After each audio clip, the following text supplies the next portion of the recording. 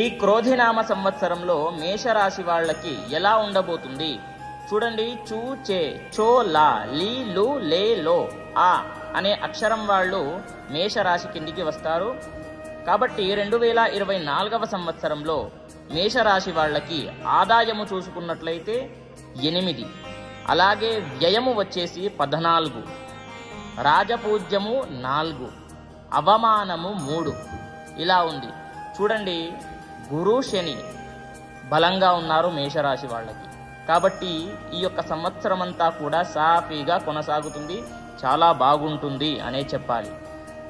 చూడండి, మీరు ఎంత సంపాదిస్తారో అంతే ఖర్చు పెడతారు, దానికంటే రెట్టింపు ఖర్చు పెడతారు అని చెప్పాలి. ఖర్చు కొంచెం తగ్గించుకోండి.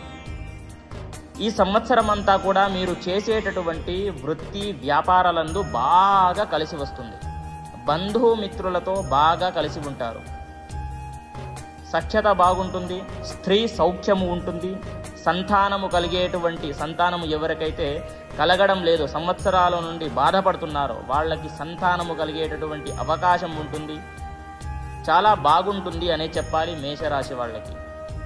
మీరు ఎటువంటి పని చేసినా సరే కలిసి వస్తుంది ఈ యొక్క సంవత్సరంలో. కాబట్టి కొంచెం ఖర్చు ఒకటే తగ్గించుకుంటే బాగుంటుంది. ప్రతి ఒక్కరికి తెలియజేయండి. స్వస్తి, సర్వే జనాః సుఖినో భవంతు.